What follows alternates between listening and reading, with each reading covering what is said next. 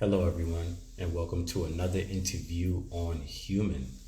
Today, we will be interviewing Matthew Langford, a man who is a certified hypnotherapist, a certified transpersonal hypnotherapist, and also a man who believes in changing people's lives through compassion and intuition. Without further ado, we will be bringing him on now.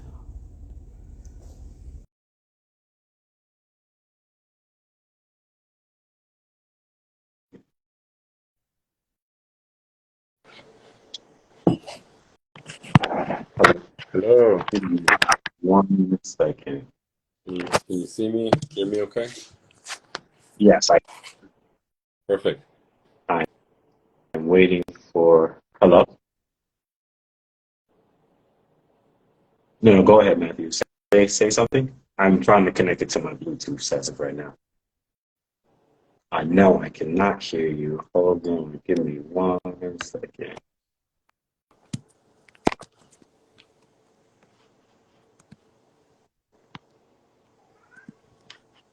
All right. Loud and clear now. For some reason, it's not letting me connect through the Bluetooth. Hello? Yeah, I can hear you. Can you hear me? I can hear you perfectly fine. That's no problem. We'll just run the interview actually like this without the Bluetooth. Perfect. So please introduce yourself to the audience. Yeah. Hello, everyone, and thanks for having me. It's an honor. My name is Matthew Langford. I'm a certified clinical and transpersonal hypnotherapist. I have a practice in Orlando, and I currently am seeing clients in person and virtually. It's my passion, and I find a lot of purpose and honor doing this work. Nice. Amazing. I have some great questions for you today, but we're going to first understand who you are and what your background is outside of outside of hypnotherapy, just a little history about who you are. Yeah. So I want to ask you, where are you from originally? So I was born in Orlando, Florida, but I Mhm. moved a lot when I was younger. And so before getting into a lot of the details, I was adopted when I was 7. So I grew up in the foster care system a lot, relative to relative, crisis nurseries, orphanages. So I kind of moved around a lot.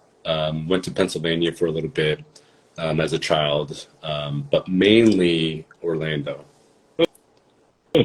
Nice, nice. What was your what was one of the most impactful moments you remember during your childhood? Uh, Great question off the bat. So, in moments. Now looking back at my childhood through the as an adult, right? I think some of the most impactful moments for me were the most painful moments. And so I think a lot of times we think impactful as something victorious or inspirational, filled with joy and love. But looking back at that question as an adult, some of the most impactful moments for me were the most painful, right? And so again, going back to kind of living in the foster care system, I experienced and saw, a lot of trauma and a lot of pain as a young child. And so I think those was the catalyst, the fuel that kind of fueled my decisions and my choices and my compassion growing up. So I believe those situations that happened to me when I was younger fueled and were the most impactful for me. Um, and I didn't see it then, but now looking back, I realized those were the most important moments for me. Hmm. In your bio that I received from you, you stated that you watched the abuse of your mother when you were younger. How did that impact you as a child? Yeah, so my biological father, he was very an abusive man, and so as a child, I would watch, this abuse unfold, and my mom, crying, and the house that I kind of grew up in was very tumultuous, right? A lot of pain, a lot of just instability. And so all I remember when I was younger is when, seeing this. I remember moments like this one memory in particular, my mom was crying and they just had a big fight.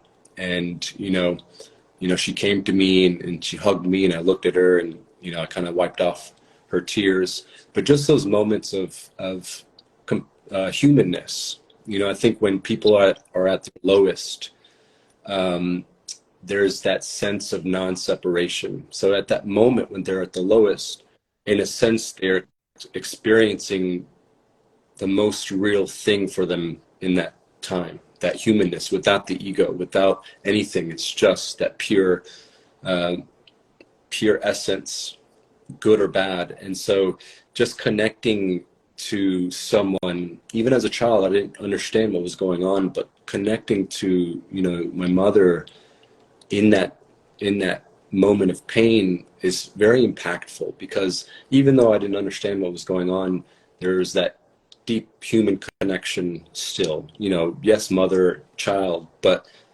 without that, it's still someone in pain and reaching out for something that's that can bring them joy or kind of make them forget what happened. Mm, I love the way you said that. And our deepest sorrows is when the most honest version of us ourselves come out, Yeah, which I do believe yeah. 100%. That is great. That's very important for people to hear. Love that you said that. Yeah, it's the dropping away of illusion, because even right now, you and me and everyone, when we're in our conscious state, we're living in an illusion. We're believing in this identity, and there's few moments in our life where that drops, and that's in the deepest pain. And in that pain, that's when we give up. And when we give up, we can finally surrender. You can't give up when the conditional egoic mind believes and thinks that it's on solid ground, because it's not. Wow. Amazing, man. So far, thank you for answering the questions. I know they're a little bit tough, but I definitely love your answers so far, and that you're able to push through 100%, and that you're here today, right? We have a long way to go with these questions to continue to find out who you are. Um, how did growing up in a chaotic household affect your connection to energy? I also did read that you were very connected to energy, and so what impact did that have on you also? I think there's two ways we can go through this. I think they've done studies where, children who do live in a very traumatic home, they build a sense of hypervigilance, right? Always scanning Mm, our environment, because they have to be able to predict what's going to happen, because prediction is our key to stability. If we can predict something, that means we can control the situation. And so there's two ways I can think about this. Is part of me, yes, there's that science between living in a traumatic house. You build this ability to be able to read people, to read the situation in order to protect yourself. But also, without putting labels on anything, I always was or felt very connected to, let's say, the inner worlds. So my emotions, the feelings. I remember ever since when I was a little kid, I was able to feel people's emotions, feel my own emotions. I had some kind of interesting experiences with,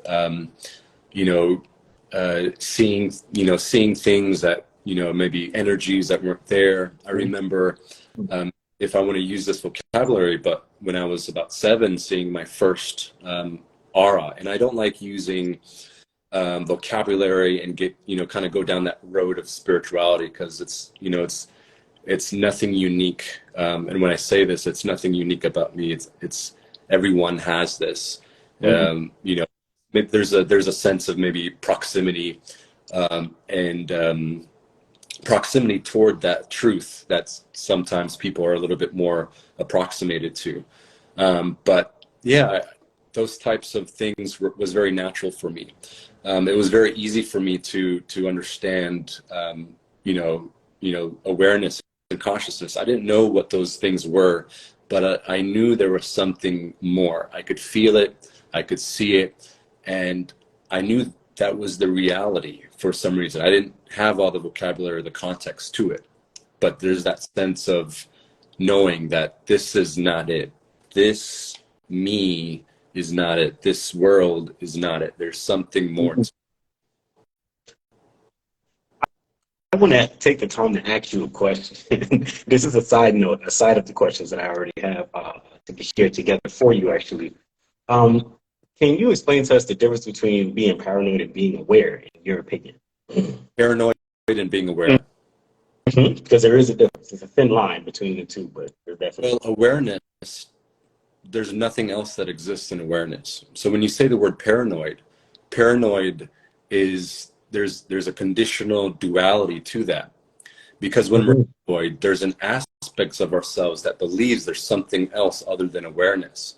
And we start to be paranoid. That's the conditional mind playing out, searching and looking for answers and things that are not there. Awareness itself, even the vocabulary that I'm using for awareness, I've already said too much. Awareness, there is no duality. It is just awareness. As soon as the word paranoid or the mind or anything else, a construct, comes into awareness, it collapses the structure. Just like truth. Truth is an absolute. Awareness is absolute. Everything right now, you and me are 100%, we're aware. We're just not conscious of everything that we're aware of because of the conditional mind. And so for me, the difference between the two is black and white. Awareness is an absolute. There's nothing you can take away from it, and there's nothing that you can add to it. It exists. Paranoia is having awareness, but adding the conditional mind where it's searching and looking and creating fear within the body. So that's the difference for me. It's paranoia is the movement of mind. Awareness is the dropping of the mind. Interesting. Oh, we have a comment where someone says truth is absolute. There is there, there is no my truth. There is only the truth. Interesting. Interesting. 100%. Moving forward, during these chaotic times, did you ever feel connected to peace or found yourself in a state of peace due to the environments you were placed in? Yeah, good question. I think it's a roller coaster up and down. There were moments, even as a childhood, when my world was going crazy, because I was more inclined to feel and see the inner worlds. A lot of times my attention was turned inward, and not as like, selfish, but just inward, what I was feeling, all of that. And I think anytime when I was a child, when I turned inward, I had that peace. Because when we're children, regardless of the traumatic things that are going around, I think we have that beginner's mindset, that no mind, the egoic construct hasn't been fully developed at that time. So our energy and our consciousness is more free to see things as they really are, and not to see the programs that run day in and day out as adults. And so there were moments of peace. I remember, the simplest things, like going outside when the wind blew and seeing the leaves like swirl up, things like that to me. And I think, the simplest things like that can be peaceful. And something now looking back that I learned is that peace never comes and goes. It's an absolute. It's, it's only that we are not aware of it, or we can't see it. It's like, on a cloudy day, and, the sun is always there. But the clouds, that's our conditioned mind, is prevalent. And so we can't see that at the moment. However, the sun never goes away. It's always there. And I think that's the same way with peace. Our peace is always there.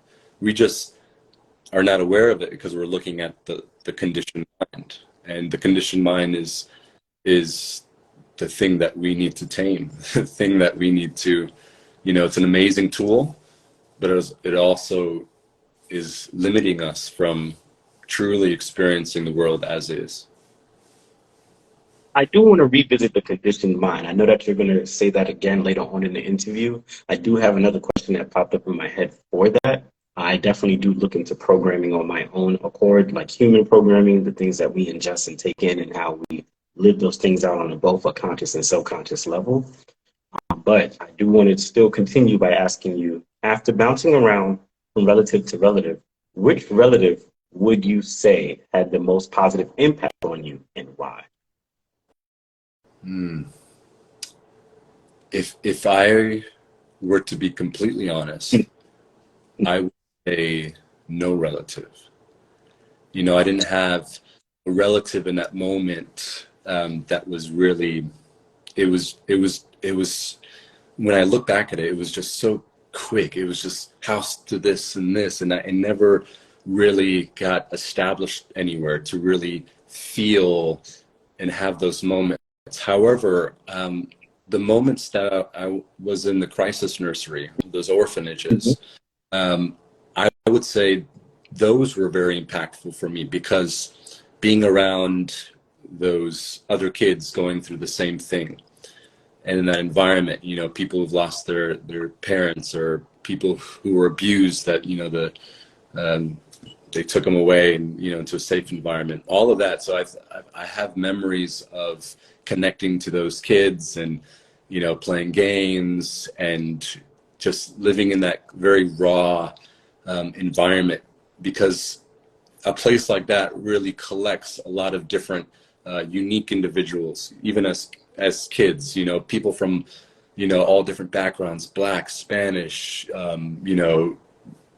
everything. And so I was surrounded by this eclectic view and stories. Even though we were kids, we don't understand the details. We look at it as big picture, good, bad, feels good, doesn't feel good, but just kind of a mix of that emotion of, wow, I'm surrounded by all these kids, kind of similar to me in a way, but just different stories. So those moments were very impactful for me.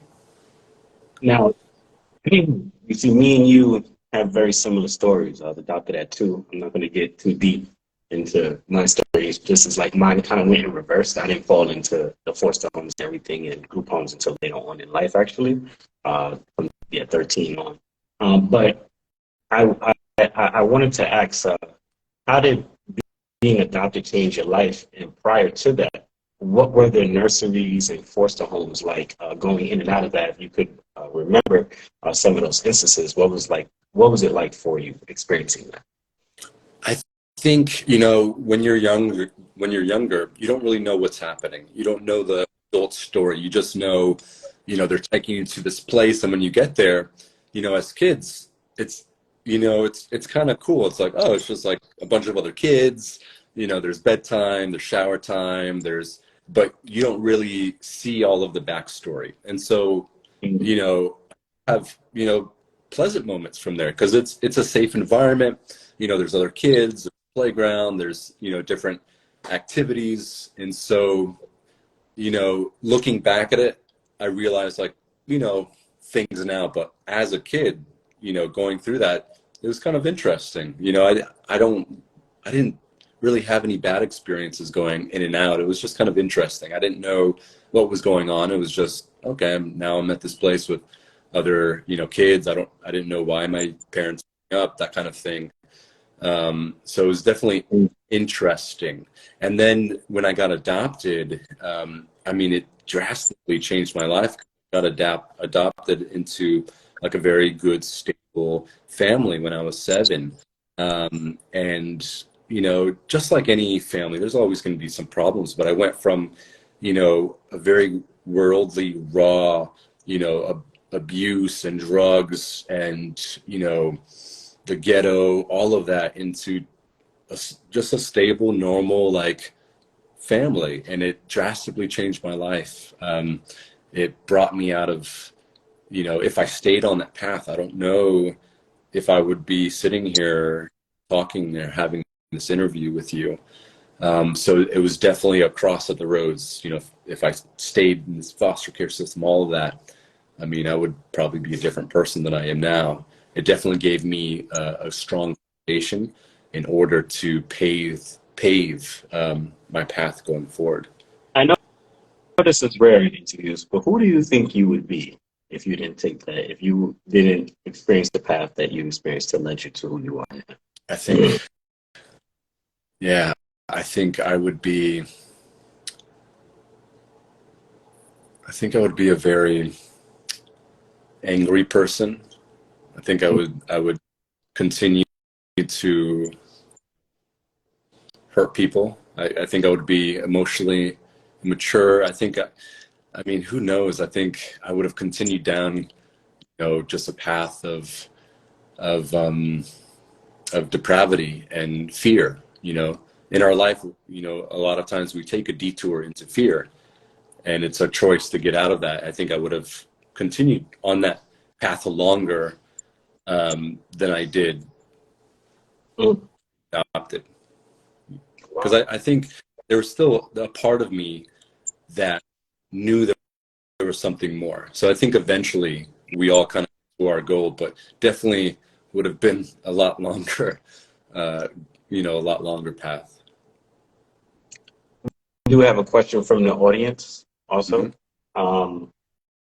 Did your adopted home have both the mother and the father within it? Yes. Yep. Both. And they had a daughter and a son already. So when I actually got adopted I had a biological brother that we got adopted together. His name was Michael. But he experienced the trauma a little bit differently than me. And so I think it messed with him a little bit more, and he really acted out and was just a lot to handle as a kid. And so there came a choice later on to keep me with him, right? Because we were adopted together, you know, having that bad influence or kind of separate us. And, you know, he made some choices as well, and he went to juvie, but they separated us from him, and so, or from me at that time, because it would be better for my development. And so, Is this your older brother, by the way? yeah, it's my biological older brother. He's about maybe 3 or 4 years older than me. Do you still speak to him now? He's reached out. You know, we've talked occasionally, but I wouldn't say we have a close relationship. He joined the military later. He lives in California, I think now. He's kind of living his own life. But when I look at his life, because he didn't take the path I did, going back to that previous question, I probably kind of would have ended up along his path. And he's had a very colorful, you know, path or past. So I would have been probably very to him. Another question that came in about the parents. Do you believe that it was helpful that you were able to be adopted and the impact that they had on your upbringing also? Yeah, absolutely. 100%. Very helpful. And in which way would you say? Well, you can name like maybe one or two ways in Pacific. Yeah. I like to talk in, you know, analogies, and an analogy up is like, you know, someone is drowning and trying to you know, tread water, and, you know, someone throws you a life vest and you're saved. And that's kind of what it feels like. You know, I was in this crazy world. I'm trying to tread water. I'm just kind of living in this instability, and then being adopted is like getting saved. You know, the physical strong me, I'm getting saved in a sense. And so the family that adopted me, my family now, saved me from death to life, if that makes sense. Curiosity, and this is going to be the preface to another question. But how was your teenage years like? How was that for you? I know that had to be quite exciting. Yeah, my teenage years were very interesting, very colorful, because there was an Like aspect the of way you responded to it. That's amazing. Go ahead, continue. aspect of myself. I always, now looking back, there was always a strong duality to me. I felt I had this very sense of purpose and peace, and that compassion and love. Um, whatever you want to call it, spirituality. I always felt connected to that. But then there was that part of me that was still dealing subconsciously from all the trauma and things I suffered before. And so that condition and that programming led me to, making a lot of, crazy decisions. I got into partying and drinking, and I was following the conditioned mind. I was searching for something, something that would make me feel that I wasn't separate, whatever that may be, through, different drugs or partying, Mm. or, but I also want to say that I had really good moments and moments of clarity. And so it was a constant battle growing up, because the family that adopted me was, very like very traditional, like good values. And so I had that upbringing, but I also had that side that carried from the past, the trauma, the trauma and all of that. So there was this always battle of, you know, the virtues and what the mind was searching for and wanted. Mm. Wow, interesting. Uh, I do have another question from someone in the audience. I don't want to be rude and overlook it. It says, do you think your adopted mother and father taught you in different ways? And, leaning around masculine and feminine attributes, and did they have different ways of communicating these teachings? Yeah, I think, my parents were very traditional. They were married for a long time, Christian household. Um, my father was, had a business and work. My mother, she did some work as well, but um, yeah, I guess there was that normal dynamic, father, mother. I wouldn't say there were extremes, like she home and was the caretaker, and my father was, this. I think it was just a normal middle class family, father, mother. So hope that answers your question, but I wouldn't Yes, it say does. anything too extreme. Just a very normal, man woman dynamic. No, it's the same for me too when I was adopted also. Same way. Oh, I didn't know you were Um, adopted. Cool. yes, so I have a very extensive story Yeah. that will probably come out on the platform. Well, will come out, not probably, but will come out on the platform Nice. one day. How did watching your mother being abused when you were younger impact your relationship with women in your teenage, young adult years? Yeah, good question. Hmm. I don't think I don't think it at least to what I know now, to my understanding, I don't think there was a huge difference of how I treated uh, women, or kind of my relationship, with them. I think because of that, I think it cultivated a lot more compassion and love, for the opposite sex in a way. I think, and now when I speak about it, there are conditional aspects of men and women, attributes that are innate in us. But when you get down to the humanness of it, men and women are the same in the inside as well. And I'm not talking about the conditional aspect of, the physical and the, the structure of both. Mhm. I believe we're the same. But to answer your question, I don't think it really impacted, in a negative way, my relationship toward women. If anything, it cultivated a deeper sense of love and compassion.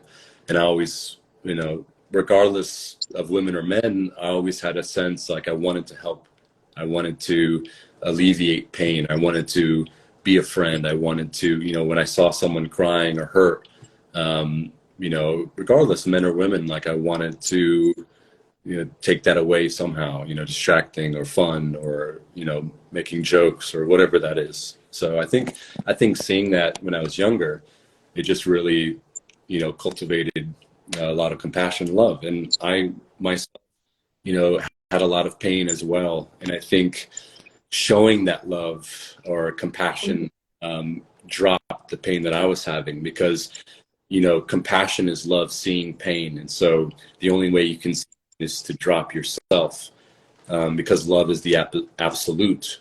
And if there is you, in a sense, there, then you can never truly love. And so the aspect of just dropping yourself and being able to love with compassion is, the end of separation. It's you and me without you and me coming together as one. Mm, interesting. Can you expound on the last part, or expand on the last part a little bit for me? So it's you and me without you and me physically coming together, is what you're saying. Yeah, there's the idea of who you are and the idea of who I am. Um, there's really no substance to it, because, Mhm. and we'll get down into this, but everything that we experience down to sensations and thoughts and projections of the mind. And so the idea of who we are, we think because we are experiencing something outside of us that we are somehow separate from that. And love is about dropping and ending that separation and realizing the truth, the absolute, that there is just an awareness, looking back at awareness. And but it looks separate from us because we are using a finite tool. We are a finite conditional structure. And so it's consciousness projecting out, looking through the lens of finiteness. And so if it's looking through that lens, it will only see through the lens that you give it. Love Mhm. is dropping that. So it's you and me dropping the conditioned self. So you and me, the awareness, can be one and realize that there was no separation to begin with. We were always one. It was just we were disillusioned to believe that we were separate. Mm, wow. Wow. For thank you for explaining that. That was an amazing explanation. Wow. I am definitely going to look back at this. I want to hear that again. Um, at what point would you say, when would you say you started experimenting with drugs? And if you don't mind me asking, Yeah. what drugs did you experiment with? Yeah. When So not too far. I was always I was always interested in drugs like psychedelics, or Mhm. like I did um, mushrooms, and it wasn't like all the time, but I definitely did it a few times. Ecstasy, I smoked a lot of marijuana, and those things for me, because I was always interested in consciousness and those inner worlds. Those were the vehicle for me to experience something outside of me. And looking back, it's not the right Uber to take to that destination you're trying to go. It's kind of a shortcut. But those, marijuana, drinking, drugs, why do we do that? We're not addicted, or we don't want the drug itself. We want what the drug makes us experience. And so, for me, I wanted the experience of to feel connected to that source, whatever that may be. And so marijuana did that, and ecstasy, and some Mhm. psychedelic, because it kind of takes away the veil, but not, it's again, like I said, it's not the right, it's a cheat code. you know I think you can reach those states of awareness naturally, and you can. But back then, it's just easy. You take it, you have a moment of where you feel connected. You feel things that maybe consciously every day you want to feel or experience or see. So I use that in two ways. One, to feel that sense of oneness, But two, I think because of my childhood and my instability and growing up, I used that because I wanted to feel more worldly. I wanted to feel more connected. And Mm. my then was, if I was doing these things with these types of people and these types of situations and getting myself in all these crazy situations, it would make me understand the world better. And so I use that as a piggyback ride, as a ticket to, hey, I'm experiencing the depths of the world, by getting into all these situations. And my thinking was, if I was in all these crazy situations, I would have somehow a one up against people, to protect myself from getting hurt, because, oh well, I've already experienced that. I've already built that wall around that. I've already had that, so now I can navigate any new situation more easily. And so I think I use that because of my trauma to really navigate my way around the world, even though it Wow. wasn't the right way. Very similar. Very similar experience. Very similar. Yes, sir. Yes, sir. Um, oh, this is going to be great. And I think people need to hear this, especially for people who work a lot of 9 to 5s and they wish to kind of break away from that. This question is specifically designed for that. So can you describe the feeling of working dead and jobs? At first, I just want to hear the feeling. Uh, it takes away your life. They use the phrase the matrix, right? We're in this matrix and we're just living in this world. We are, I mean, when you think about our system is so, it's so separate from the beauty of this world, right? We go to these low income jobs. I was pushing carts at Walmart when I was younger. I was working, as a dishwasher, all of those things. And you literally, you're working to provide money to buy some groceries at Walmart, to maybe splurge occasionally and go to some restaurant or movie. And there's no end to it. We're literally chasing our tails. It's a wagon with just one wheel. We're rolling that wheel as fast as we can, but without stability, without the other wheel of awareness, purpose. That wagon is just going round and round and round. And so that's what it looks like. We feel like we're going somewhere because of effort and the tension that we're going through to get to wherever we're going. However, it's an illusion. We're just going around in a circle, but we perceive it as effort because it's difficult and hard. But it's not a linear line. It's like a fly, trying to get out the window. There's a crack, right? But it just keeps on trying over and over again until eventually, the fly dies. Yeah. Like in that sense, it just gives up. Not to end it on like a. I had to do that. That's funny. That was a cool moment. How did you go about freeing yourself from working dead end jobs? And what did that process look like for you?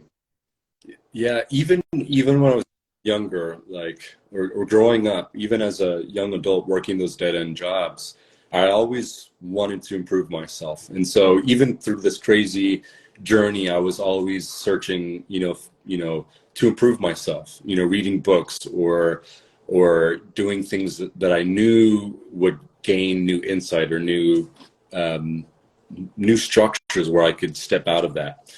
And so I think it's a gradual thing. The more we add to this context, the more we learn, we climb a little bit higher. We move here, we move there, and eventually I got to a point where, I had the choice of really just dropping all of that job and pursuing something that I knew in the end was going to be the most beneficial for me. So I guess to answer your question, it's just, it was an uphill climb of just learning, trying to navigate, seeing how I could free myself. And even back then, even through all the craziness, my goal in life, I was searching for freedom. I wanted freedom. I wanted to escape, right? And I did everything to try to do that. I learned new things, or I read books, or I got involved in this. And each time I did that, and when you reach a new level of understanding or consciousness, you see the world differently. And when you see the world differently, then you can navigate it differently, make different choices, right? And the new choices that you make create new situations. Those new situations create new emotions. Those new emotions create new beliefs. And now you're on this cycle of just improving and going up and up. It's that karmic wheel of change. And it's not, change is not linear, right? It goes up and you go down and go to the side, and you might, take 10 steps back. However, even that one step forward, that's change. You did something different. And as soon as we make that decision to change, you are neurologically changing your brain. You are making those old circuits fall away until you have enough of those new circuits. And then after a while, you realize, oh, this is my new way of being. And everything that happened to me before was just a shadow, just a memory. That was that old conditioned self. And it's about becoming, it's the journey is about going from doing to being. And I think we do so much, but when you get to that place of freedom and liberation, it's about being. And there's no doing. You don't have to do anything. You just have to remember who you really are. And as the more you try to search for it, the harder it is to find. Because when you search for something, it indicates that something is outside of you, and you're looking for something outside of you. But when you are still and look within and have that silence, then you realize that in the beginning there was nothing to search for. It was already there to begin with. There was just something blinding me. We're disillusioned. Get rid of those glasses and just be. And that kind of, changed my work situations. Wow. Amazing. I will be right back. I have to take a small bathroom break. For anybody in the audience that would like to ask questions, this will be the time. I'm going to turn the floor over to the audience, and I will be right back. Okay. Yeah, no worries.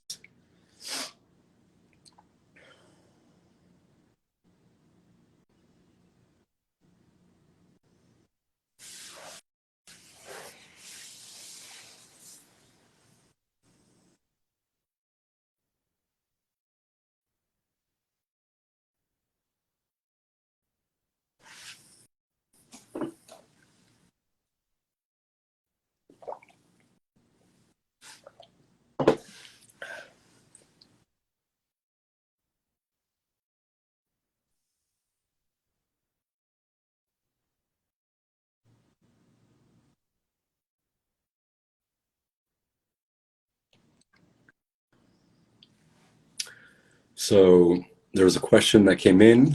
What was the moment that helped you transition from doing to being? Yeah, that's a good question.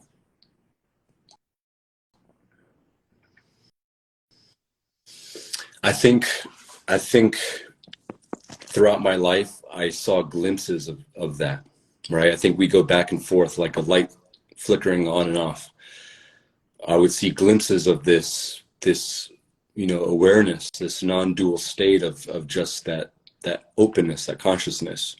And then again, energy would again flow back into the habits of the mind, the conditioned structures. And so I think all of us experience that, where we see moments of peace and love and unity, and then we get something happens, and then the light turns off again, and we start to believe in the illusion of this. And so I guess seeing that so many times throughout my life, off and on, I think two different ways. I think one comes in practice. I think something like this, the purification of the mind, there needs to be devotion and practice. It's not something that, it turns on and it stays on the rest of your life. If we're living in this body, we're going to be experiencing all of those things that might take us away from the path. And so I think it's important to be diligent and work consistently. Consistency is the key. If you make a choice to do something, you have to continue to make that choice. We might fall, but having that drive, that passion. They have that saying where someone shouldn't seek illumination unless you seek it like a man whose hair is on fire seeks a pond. It's not anything to be taken lightly. I think if you want to purify the mind, it's not easy, because things are going to be coming up. Pain, suffering, the world, triggers, people that trigger you. But you have to be conscious and aware and take that moment, instead of expressing it, instead of repressing it, to be aware and see past that illusion. And I think that's the difficult part, because what I'm telling you, this truth, the conditioned mind, the egoic mind, doesn't want to hear this.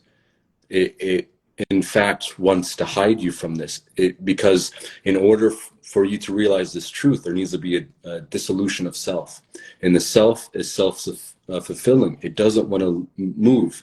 It doesn't want to not exist. And so it's constantly trying to tame or purify the conditioned mind, and using techniques like meditation, mindfulness, awareness, and even if you're not into all of that, just simple things as being still. The old traditions, they talk about be still and know. We don't need to do anything to know the truth. And when we're still, the truth reveals itself to us, because we're not seeing through the conditioned mind. And so I guess to answer your question, it's just kind of a long process. And it's still a process. I'm still disillusioned. I'm still, see things through the conditioned mind.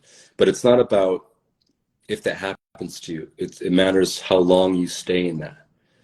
And the longer you stay in that, it becomes a way of being. And you work backwards. You go from doing to being. But the being is not the being that you want to be. It's the being of misery, fear, guilt, pain, judging, all of that. So hopefully that answers your question. Oh, I'm happy that somebody asked the question while I was gone. Excuse me for that, but I am back. Yeah.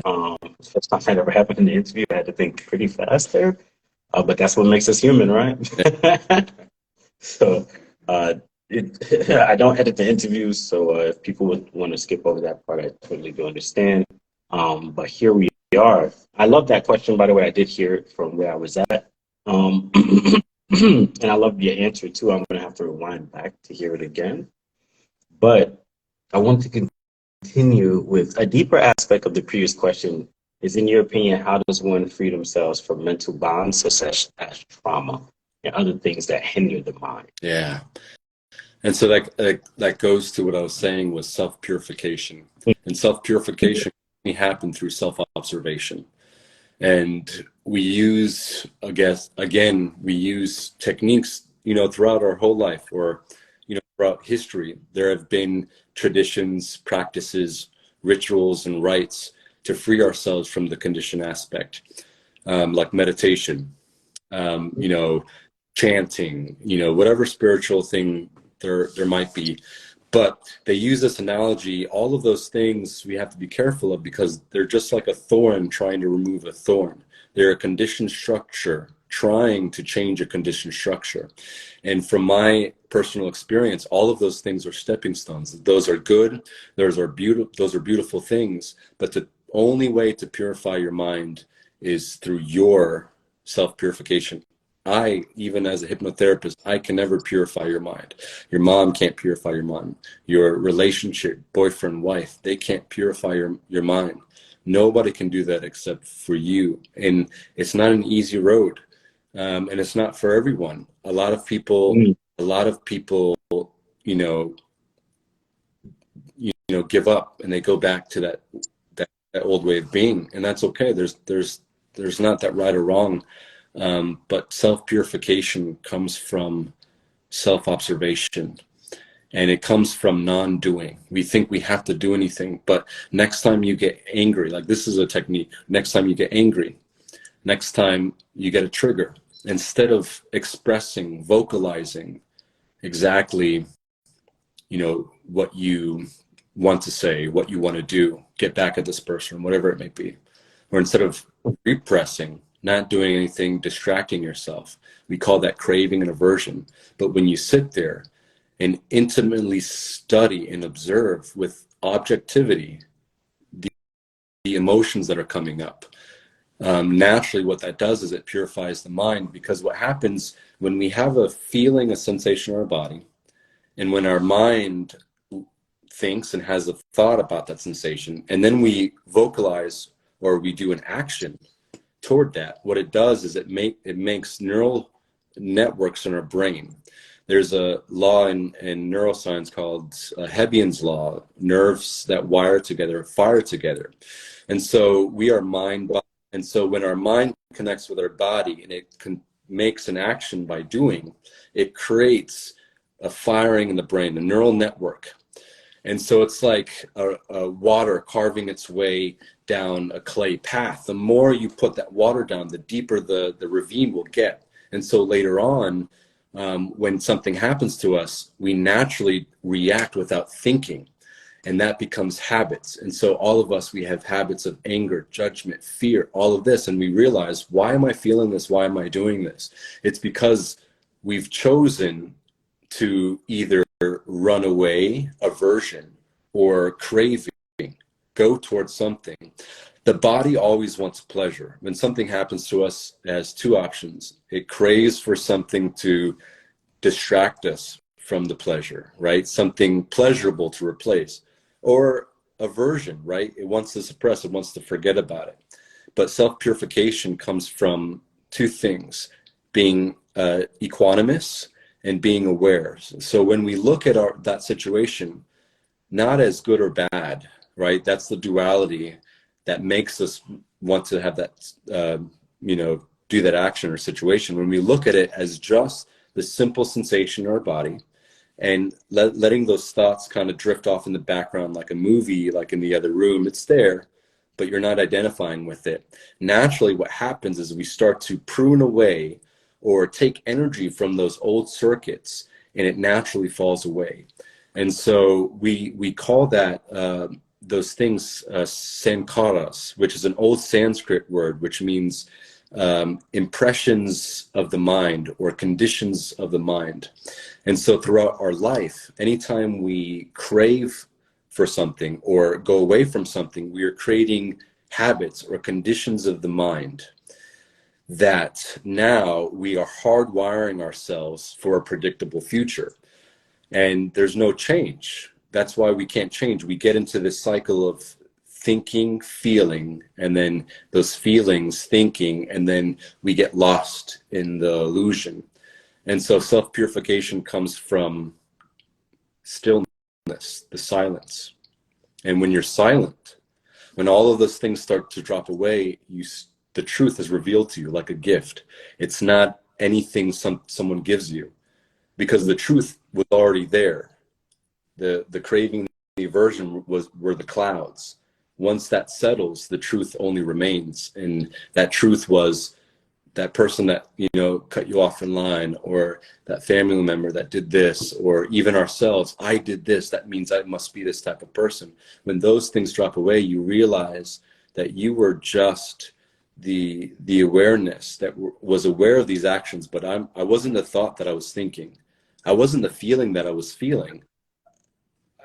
They were just happening.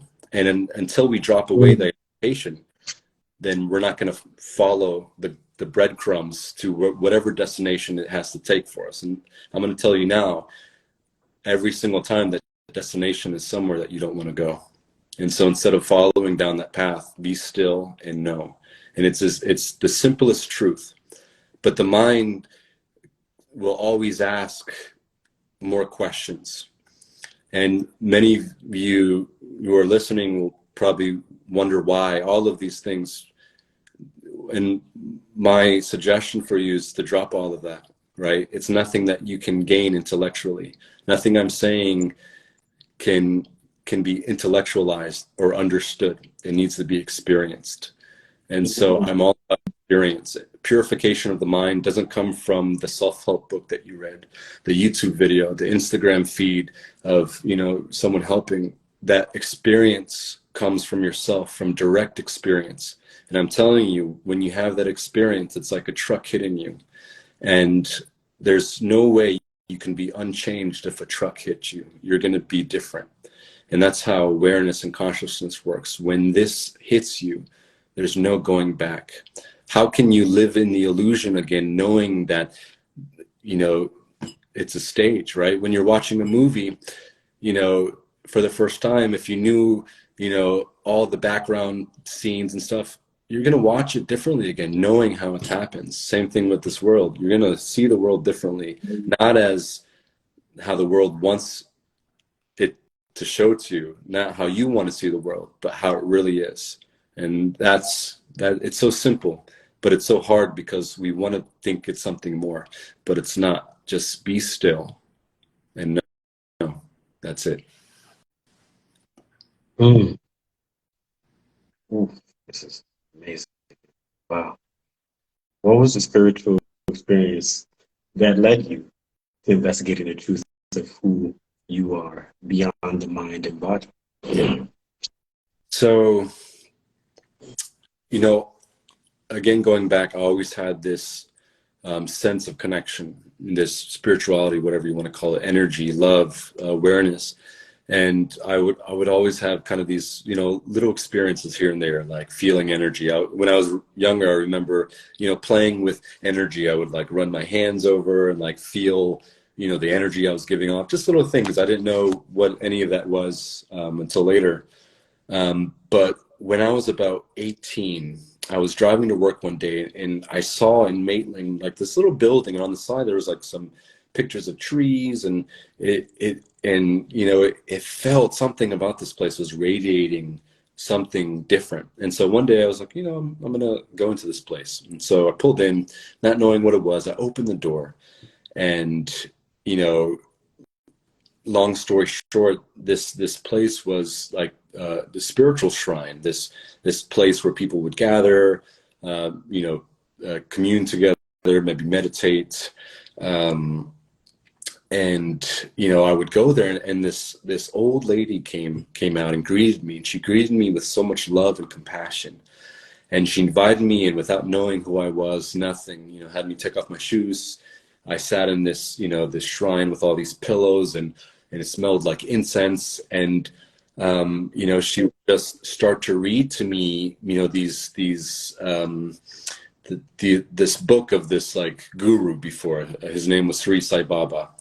And, you know, I don't follow him now, or it was just a visionary back then. And I would just sit there in this room, and it just felt so good. And so every day I would go there and spend time with her, and she would teach me about things. She would, you know, tell me about her life, ask me about things with me. We would, you know, water the plants inside, and she really showed me, as an example, you know, the beauty in life, you know, and that love and compassion and that unconditional just acceptance. And so, you know, long story short, I would go to her, and at that time she was a teacher for me. Almost, she was like a spiritual teacher. And at one time I remember going in there, and there was something different about that day. I don't know what it was.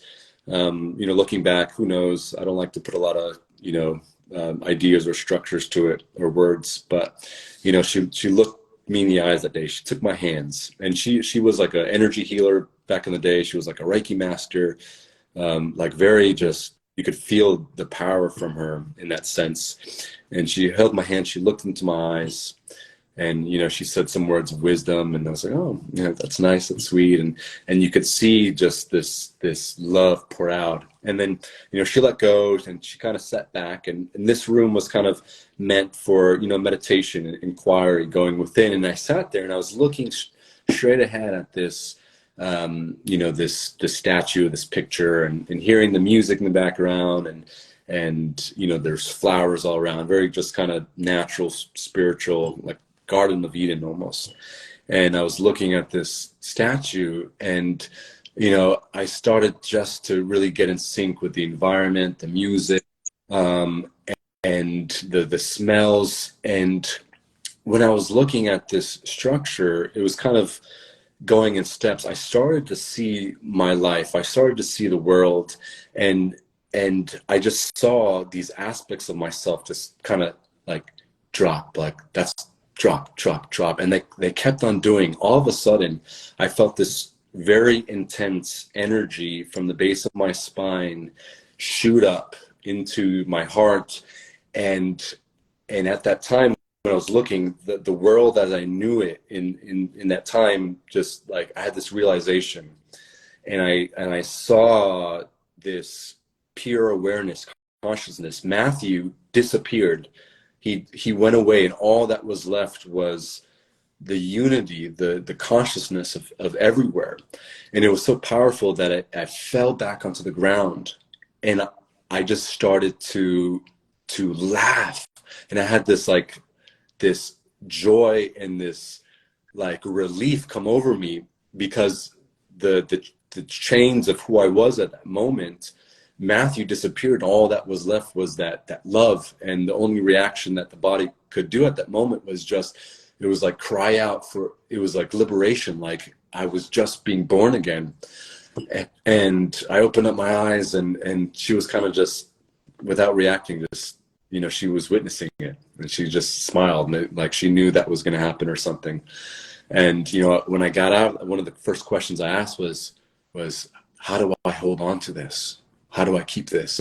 And honestly, I don't remember what she said. I wish she did. But that kind of feeling, that oneness, you know, we can call it a spiritual awakening or whatever you want to call it, that lasted, that glow. I had like this, I knew what this was.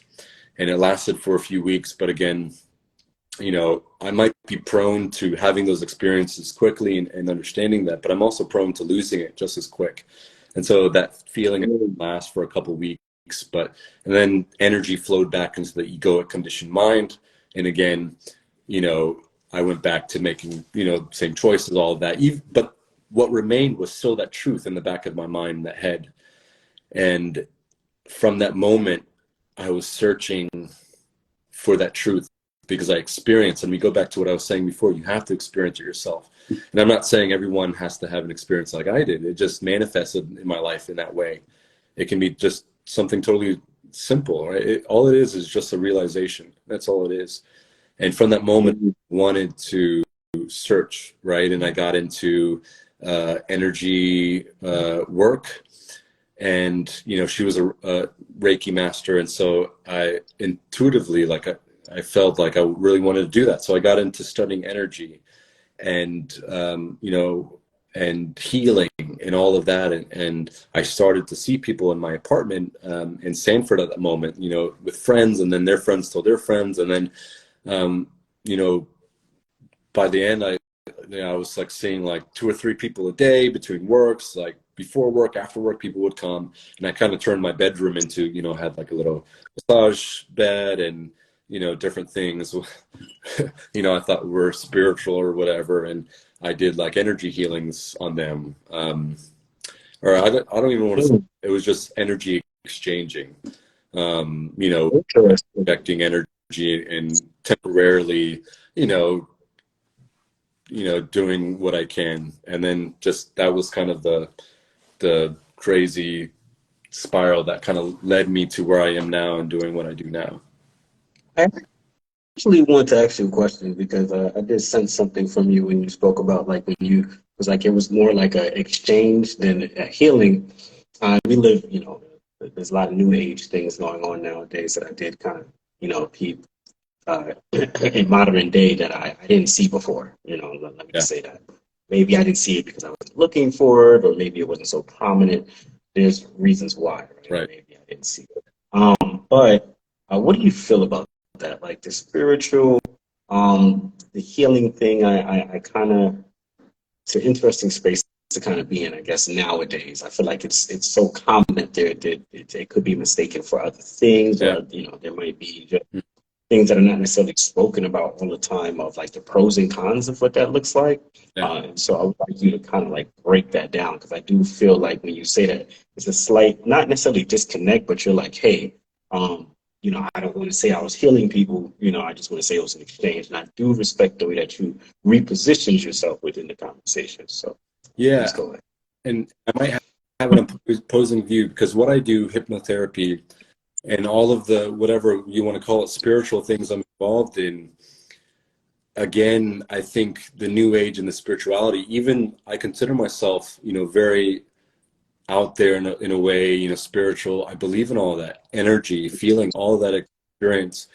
But I think the new age and the spiritualism, we get caught up in the spiritualism itself. And again, that creates a condition structure. And all that is, again, the, the crystals, and, all of these things that we do are great aspects. They're great. However, they're just stepping stones, and we need to hold on to those things so loosely, because if we're not careful, those things become conditions of the egoic structure. And, at the end of the day, as much as I love, crystals and incense and, all of those spiritual things in nature, those are not the things that are going to heal you. The only thing that will heal you is the dropping away of all of those things. They talk about even meditation.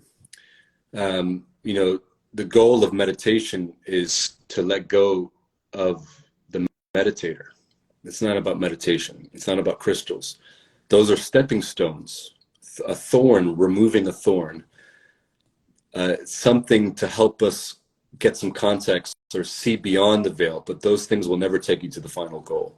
And I think we fall into the spiritual trap of believing and thinking that all of these spiritual things like crystals, and I'm not talking against that. I've done all of those things. I've used those things. But again, we create conditions of the egoic structure. We need to let those things go. Like even with hypnotherapy, I need to let that go, because that's not what really heals the person. It's just a stepping stool. It's just an avenue to point someone toward the right direction. That's all it is. It is not there to heal you. It will never heal you.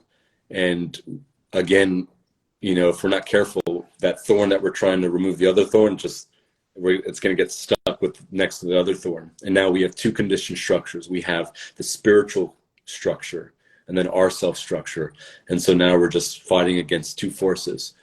All of that stuff, like I said, spirituality for me is as simple as love. That's all. People think to be spiritual, you need to have the chakra, the bracelets, the tiger's eye, all of that around your heart chakra, and all those things are great. Those are wonderful. But you have to let those things go, because when we hold on to that, we're just running in a circle. We're just going nowhere. We have to go deeper than even that. And the deepness that I'm talking about is not a pretty thing. It's not love and light and sunshine. The deepness I'm talking about is the deepest pain and the misery that you've had. And until you go through that, then you won't see the light. So, people put a lot of emphasis on, all of these spiritual things. But for me, the most spiritual thing is for someone to go through the darkest times in their life, when the fear and the guilt and the hatred is there, but instead of reacting to that, they show love and compassion. For me, that's spirituality, because spirituality is the separation, or is the end of separation. And anytime when we can show that love and compassion and separate ourselves from the crystals from spirituality. Even have to remind myself, I'm an avid meditator. I have to remind myself that I have to let go of the meditation. When I meditate, I have to let go of that. It's not about meditating. It's just a tool that we use. It doesn't do anything really in the end. It just points us in the right direction. But in order to get to that final step, we have to drop the meditator. We have to drop the meditation, spirituality, all of that, because those are just projections of our mind. Wow. Wow. You basically said exactly what I feel about most things. Yeah. And yeah, I'm not gonna go too deep into my own perspective. This is not my interview. This is solely for you. But wow, yeah, thank you for covering that. Trust me, your opinion was not unpopular to me. yeah. So I do want to say that even those things are not necessary in the in the end for the big picture. Again, this serves its purpose. It brings us to a certain point, but once we reach that point, we have to just let that go. So again, it's not about dropping all of those things. If it helps you to reach the next point, that's great. Let that go and then find the next thing to take you to the next point. What people do is they get to that point, and then because they got them to this point, they think they need it for the next step. It's just, I've been through so many different meditation techniques, spiritual practice, all of that, and I just finally had to let all those go. Those things took me to different parts of my life, but that's it. But if we try to take the thing that we began with all the way to the end, then we'll never get there, because the thing that we began with has the length of the rope only assigned to that specific means, and it'll never go farther than that. So we're just gonna, it won't nudge until we find the next rope with the different length that will take us to the next.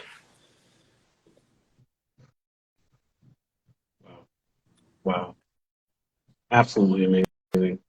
But now I must bring it to your craft. I wanted to actually, can you describe to the audience what hypnotherapy is? Yeah. I know it's kind of odd to bring that up right after we just had that beautiful conversation, by the way.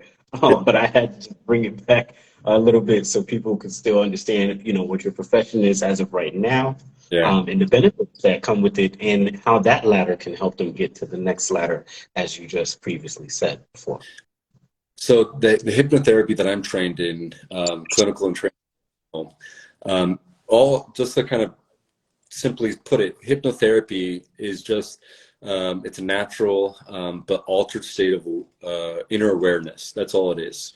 And so people think with hypnosis, yeah, You said what? it's a natural but altered state You were of. breaking up a little bit.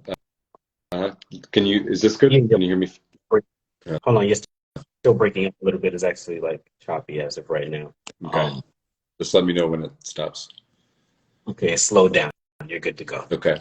It's hypnosis or hypnotherapy is a natural but altered state of focused inward attention, where we take our attention from everything outside of us and we turn it inward.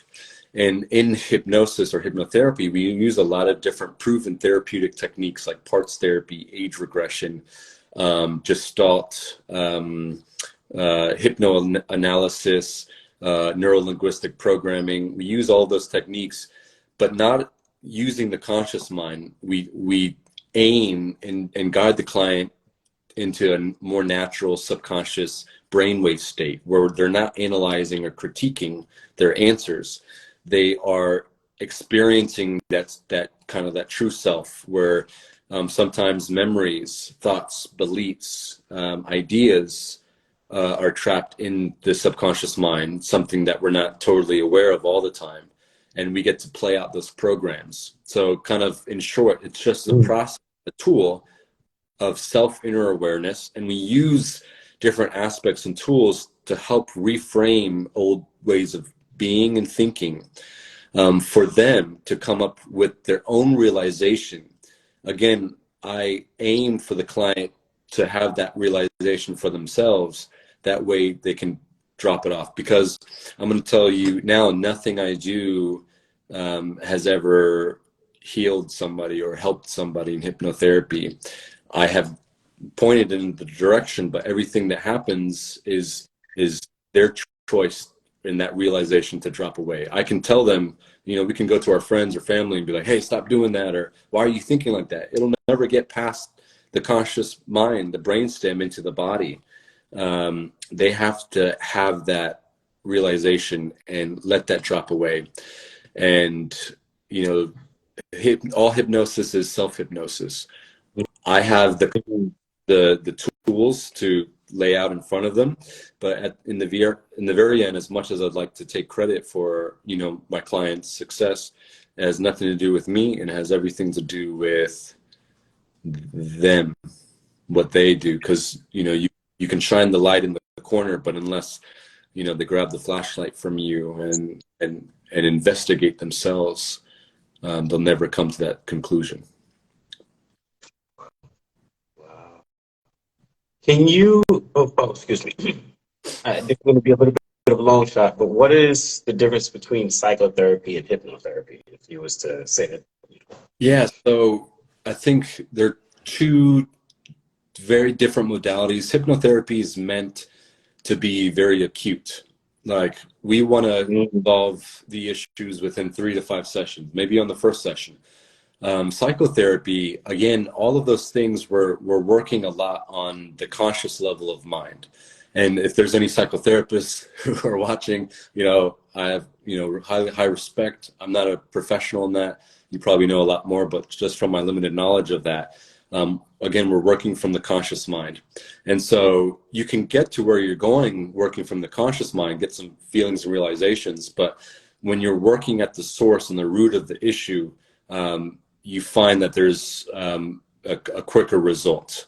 And it's not for everybody. Sometimes it takes, other people get to that end quicker than others.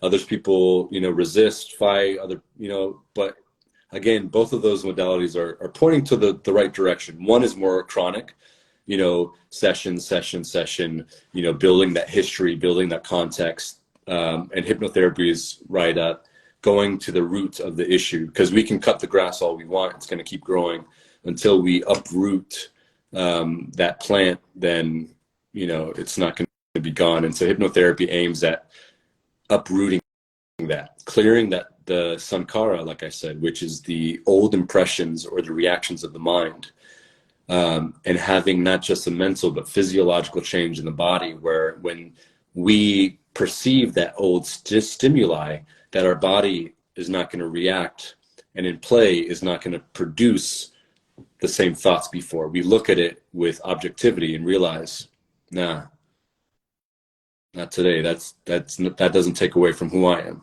That person, this thing, because especially in my practice, I aim for the universal principle of, we are all connected, forgiveness and love, dropping away all of that and just remaining who you are. Nothing you can take away. There's nothing you can take away. What'd you say at the end? Because your audio cut out a little bit. Hold on, I can't hear you for some reason. Okay, yeah, I can hear a little bit. Yeah. Hello? Nothing to take away. Perfect. And nothing that you can add. Wow. Whew. This interview is amazing, Matthew, so far. I just wanted to pause it for a second and want to say that you have gave us, and myself, and the audience too, a very deep perspective on many things that are out there, It's an honor. I do have a question from the audience. I'm so excited that they are engaging too. So would it be safe to say that one is like a holistic and the other is like modern medicine? Yeah, I would say that.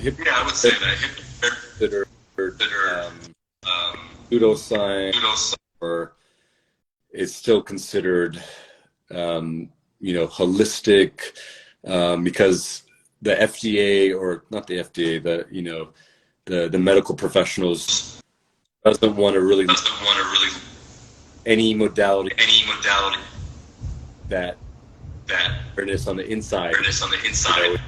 It's always about taking some to change.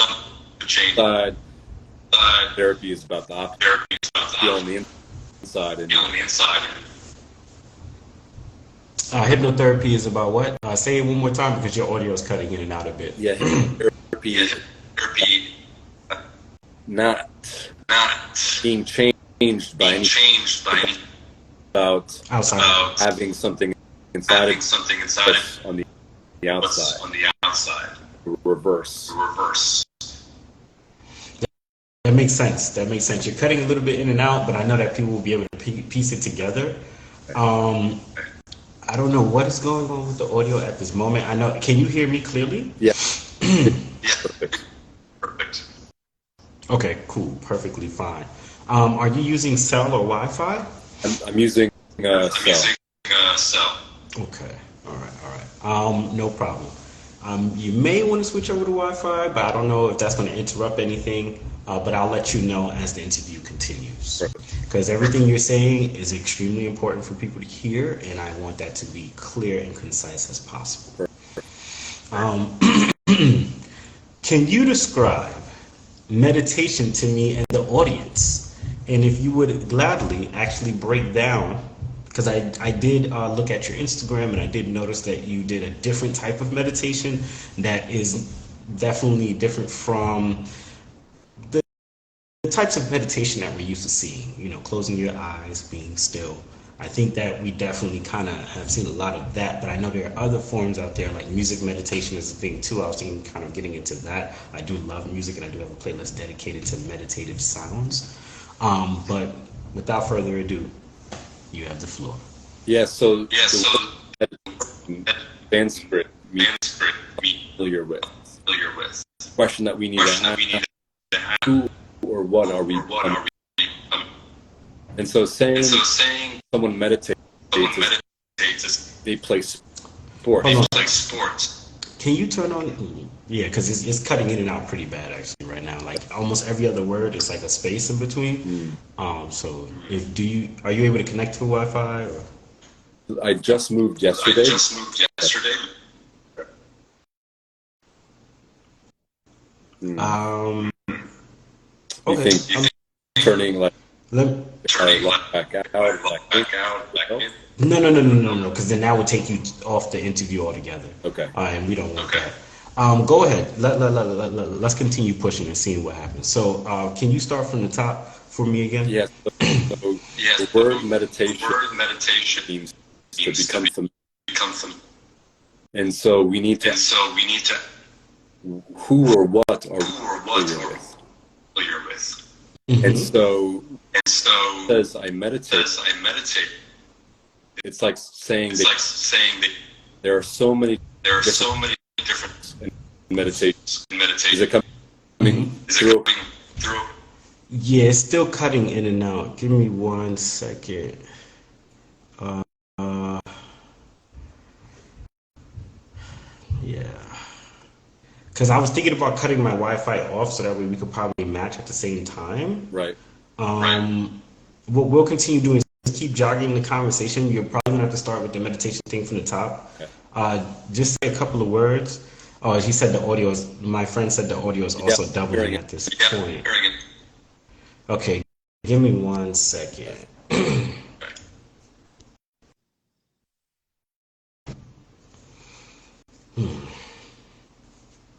Okay. All right, try it now. Can you hear me Can you hear me okay now? okay now? I can hear you okay, but it's still cutting in and out. I just switched over to my cell service to kind of match your service. But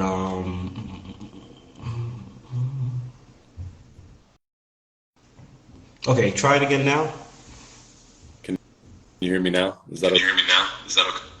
Yes, but what I'm gonna need um what I'm gonna need you to do is probably talk like in a certain pace, like a little slower than normal, so that way because the audio is gapping itself. Okay. So that's what I would try to do. So let's try it again with the approach to meditation.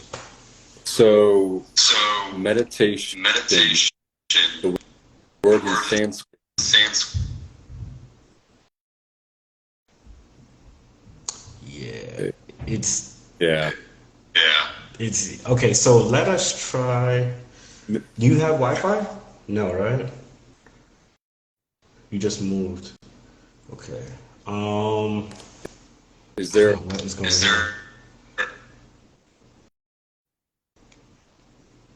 Do you have headphones? Bluetooth headphones? Any type of headphones? No. No. Okay.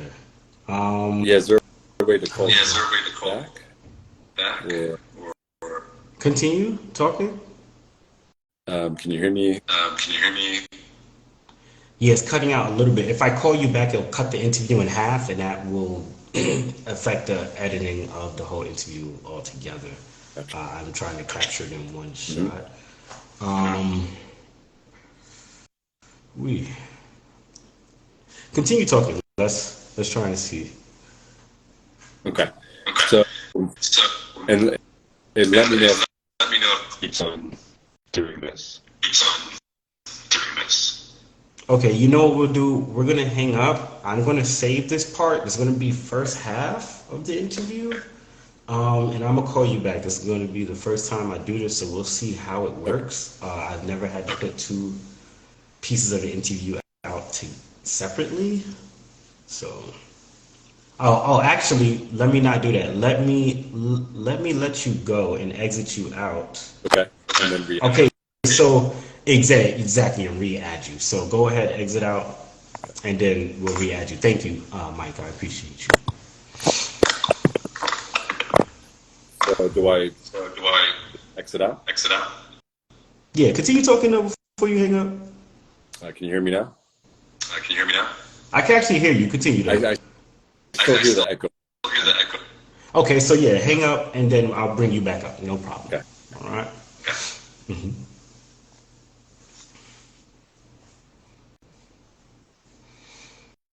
Hello, everyone. We're gonna take a small break in this interview. You can fast forward through the parts where we were trying to get it all together, and we're getting ready to re-add him now.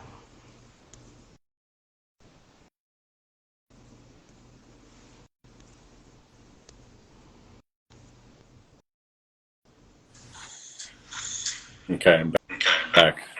Is it better? All right. Is it better? Yeah, it seems like it's better. We'll ask the audience real quick. Does anybody hear an echo in the audience?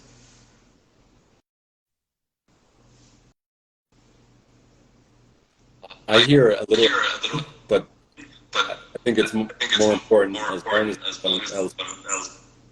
Here, you said as long as no one else hears the echo. I also think it has to do with the service. I don't know what is going on right now. But yes, let us try again. Can you describe meditation to me in the audience?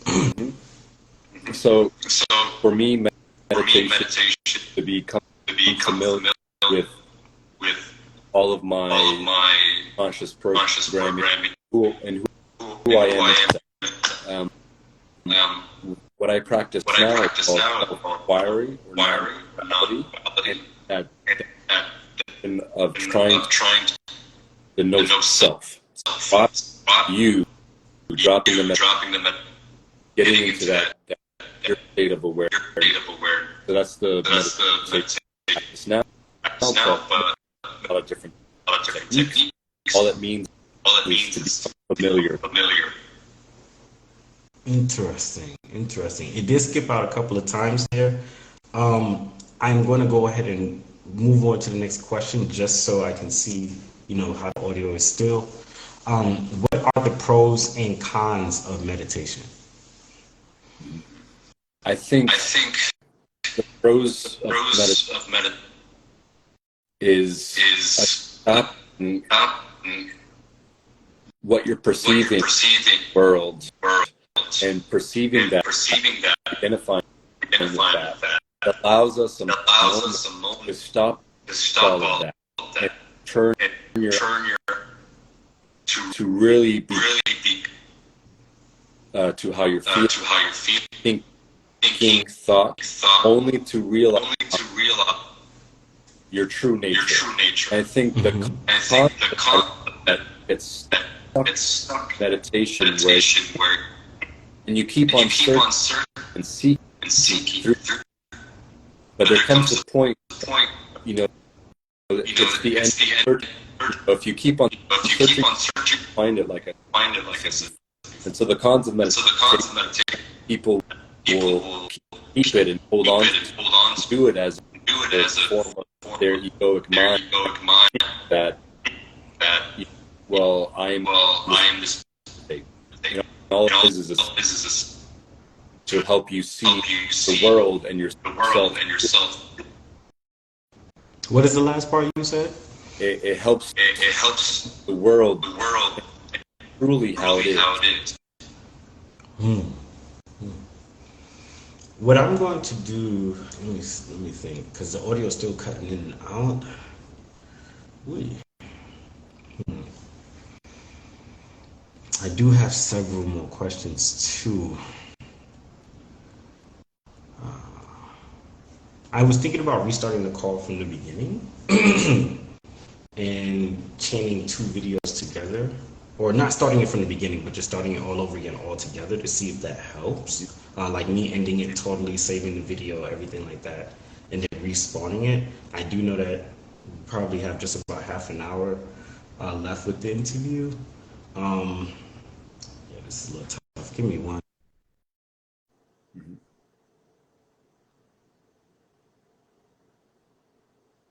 Say something, Matthew. Can you hear me? I didn't echo then. No, I didn't hear my echo when you turned off the audio. Okay, I'm gonna continue doing that. That's what we're gonna do. Okay. All right. Okay. For some odd reason, I guess my phone started acting up, which is fine. It happens, and so I know what to do from now on. Perfect. No problem. Um, how do you use compassion and intuitive nature to guide people closer to the truth of where they are and where they want to be? Yeah, good question. I really truly believe that we are all mirrors for each other. The way that you look at me or the way that I look at you is a reflection to who we are being on the surface level. But beyond that is the compassion and love. So the word compassion means to love seeing pain. And we all have that commonality, regardless of our race, religion, or background. We all have that commonality. It doesn't matter where you've been. I can tell you all my clients who come see me, they're all so different, but the problems are all the same. And so there's no difference in that. And I think when we look at someone or when someone speaks to us and we look at them with conviction, or especially my clients, or you can do this with anybody, look at them with conviction and don't see them as who they think they want to be seen as. You drop all of that away and you look at them as love seeing pain, because we are all experiencing pain in some way or the other. And so again, there doesn't need to be all of these lists of trying to relate to someone or trying to connect to someone. As soon as you drop away that idea of who you think you are, how you think you want to show up in this world, and you look at them, consciousness piercing through the veil and seeing them as just an awareness looking back at you, right? Seeing that pain, I think it's natural to have that compassion. It's a natural reaction. When you are living in love, when you see pain, you automatically have compassion, because it's natural, it's innate, it's an absolute. Children don't have to be taught to love. They're born with that. We don't need to be taught to love.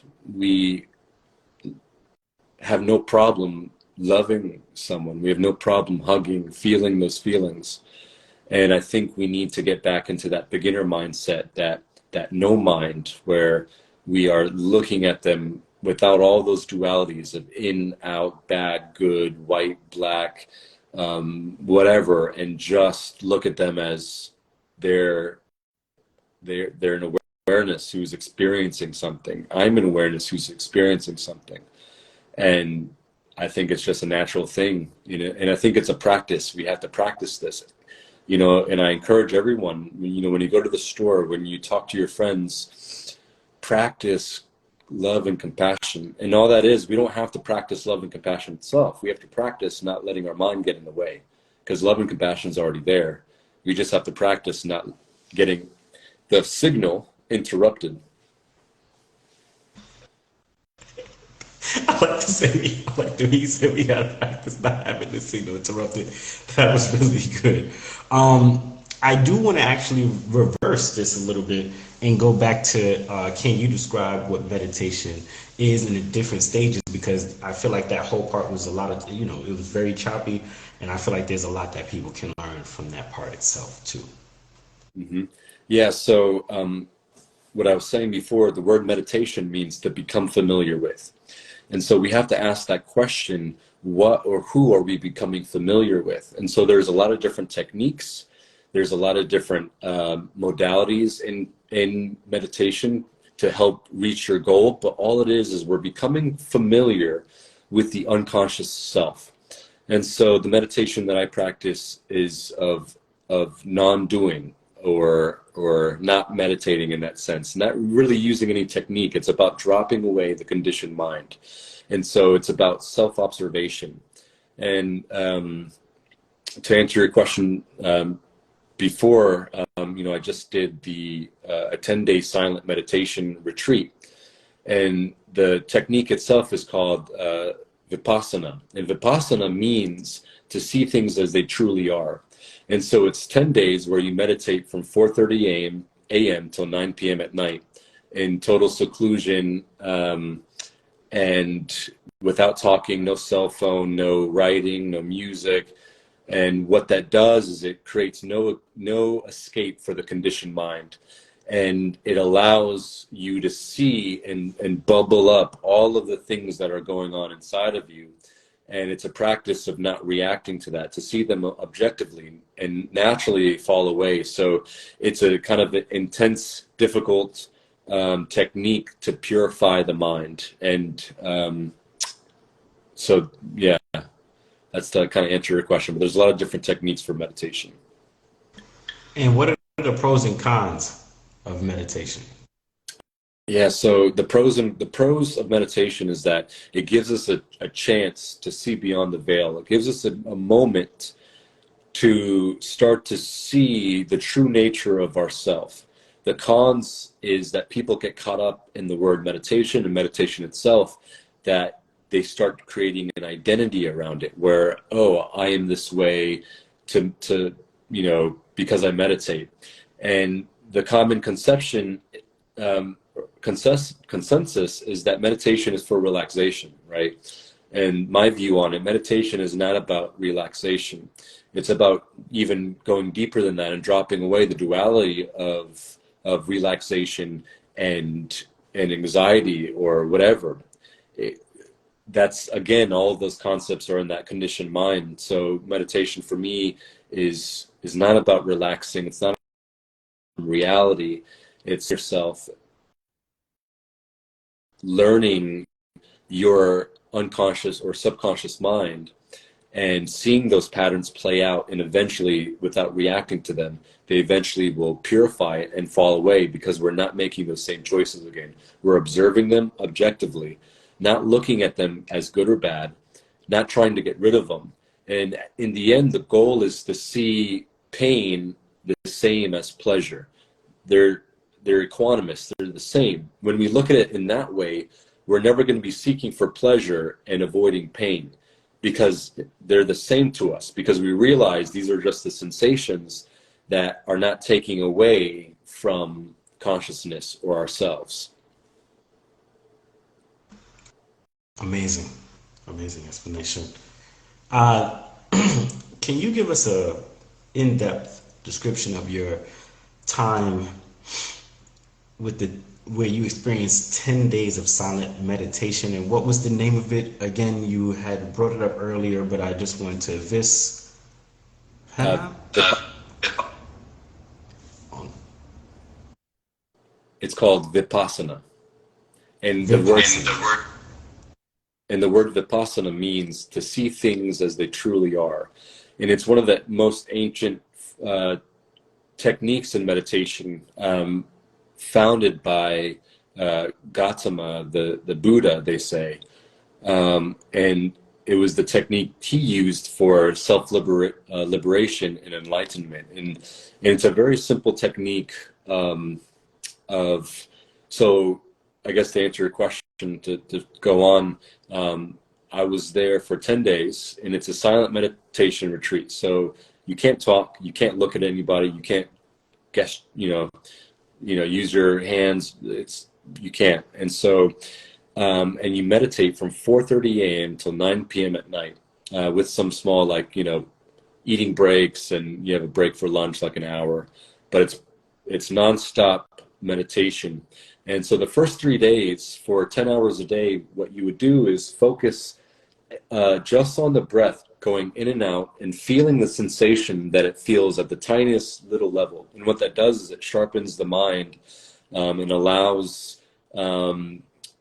you to cultivate that equanimity, right? Where it doesn't matter, your mind is going crazy, all of that, you're bringing your awareness back to one spot, the breath.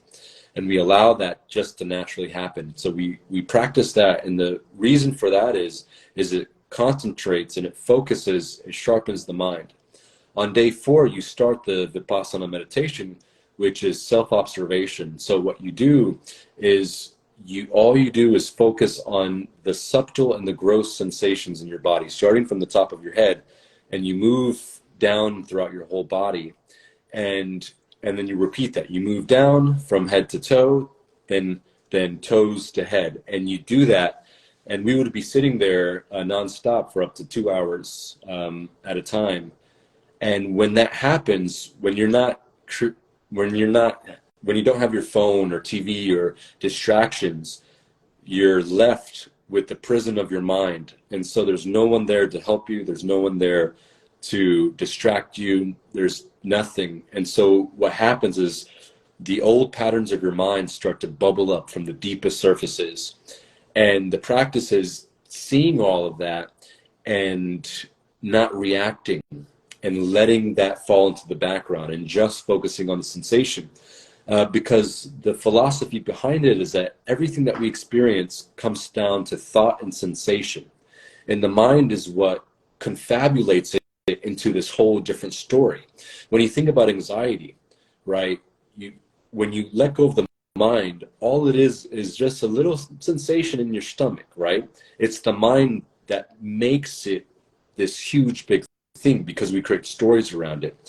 And so it's about just seeing the world or yourself exactly how it is, which is just the sensation. And so my experience doing that was probably the most difficult thing I've ever done, because you're literally just in a prison for your mind for 10 days, and there's no way out.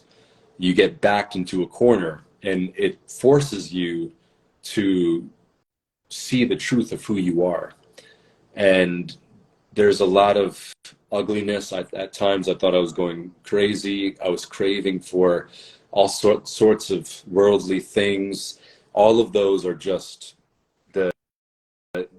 your old stuff, the mind stuff, getting purged out of your body, and eventually letting that go. And so it was a very difficult time, but in the end, it was the most beautiful, because again, what we were talking about before was, the beauty, the purification comes in the pain. And during the time, I wanted to get out of there. I was trying to figure out, how to get out of there and quit. And so many times I wanted to quit. And this is someone who meditates daily 1 to 2 hours, who's, does all this stuff. And I wanted to get out of there. I wanted to escape. And that just shows us how frail and human we are. And it was the most challenging thing I've ever done. But in the end, going through the darkest parts of my soul, you come out of it, and you're like, whew, you feel liberated. It was intense, but I definitely recommend it for anybody. It's not easy, but this journey is not about being easy. It's not about chasing something that's going to be easy or pleasurable. It's, you literally have to go through all of your stuff in order to see, the end, the light. And let me tell you, at the end, even now, because I just came back maybe 3 or 4 days ago, um, it's so liberating. We're still going to get caught up in emotions and feelings and thoughts, but they don't last as long. You see them, and then, again, consistency and devotion to the practice, they quickly drop away, and you get back to that true nature of awareness.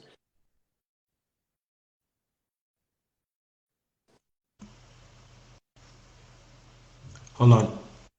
At the end part, you dropped out a little bit. I guess somebody must have been contacting you or something of that nature. So yeah, can you repeat that last part? Yeah, as I said, in the end, we go through all this pain, this suffering, and there's a liberation. And it's not about what we go through, it's about how long we hold on to that. So doing this type of technique or devotion is giving you the opportunity to pause in life, to not react as long to situations. And that's the beautiful part about this is we're human. We're going to get upset. We're going to do all that, but we're not identifying with it. All they become is just a sensation or a thought. And we realize through this practice that thought is very illusionary. If I tell you to think about a sunny beach, in summer, and then someone else the same thing, they're going to come up with two different things, right? It's because the consciousness is projecting through their individual filter. So any thought that you think is distorted through your past experiences. So we never even see our past the way it truly is. We only see it the way our level of mind was at the moment that we experienced that. So thought itself is illusionary. Not that it doesn't exist, but there's no substance to it. It's arising and it passes away. And in theory, anything that comes and goes never exists. It only exists in the moment that we perceive it. And the only thing that are left are the absolute, which is the negative space of all of that, which is just the love and the awareness. Amazing, amazing. um, I'm going to go ahead and ask you. So before I ask this question, I actually want to give a small explanation as to why I'm asking the question. I read a book called Happiness is the Way by Dwayne W. Dyer. And I came to a conclusion while reading the book that sometimes it's not about who we are, but what we are. Kind of just pushing past that physical, not necessarily cage, but just pushing past the physical element of things. And so what I want to go ahead and ask you is, who or what are you beyond the truth of your mind and body? Are you asking personally what I think who I am, or just in general? Yes, no, personally, for you partake, yes. Yeah. I'm going to give you a very just simple answer. And again, there's no difference between you and me. The only difference is the structure that the condition or the consciousness shows up in. And so who I think I am is, there's the aspect of myself who thinks that I'm a hypnotherapist, who thinks, I'm this, I'm that. That's the egoic conditioned mind. But who I truly am, I'm really nobody, because you can't be anybody in awareness. It doesn't exist in that sense. And this is where it gets kind of difficult and kind of out there, because when we experience something, we can say it exists. I experience myself on a daily basis. We all do. But not everything that we experience has substance. And so who I think I am beyond the mind and the body is just awareness. And I think we all are that. It's, when you experience something, like I'm experiencing this interview right now, by nature, if I'm experiencing something, I cannot be the very thing that I'm experiencing. There has to be another aspect of self that is aware that they're having an experience. If we don't have that, then we would be like animals. Animals are conscious, but they're not self-conscious. They are not aware of who they are. Just only because they accept the world in those programs, in that instinct, exactly how it is. We have that ability to see past that. And so who I am without this structure is just an awareness, perceiving that I'm having this experience, and it's as simple as that. I am, as much as I would like to say I'm somebody, and I am somebody in this conditioned world, right? I have a job, I have this and this, but who I truly am is just an awareness or consciousness, just like you. You know, a lot of us think that there are, you know, everyone has different consciousness that's projecting out. There's actually just one consciousness being expressed or manifested in different ways because of the structure that it's being projected out of, creating the illusion of separation and a multitude of difference.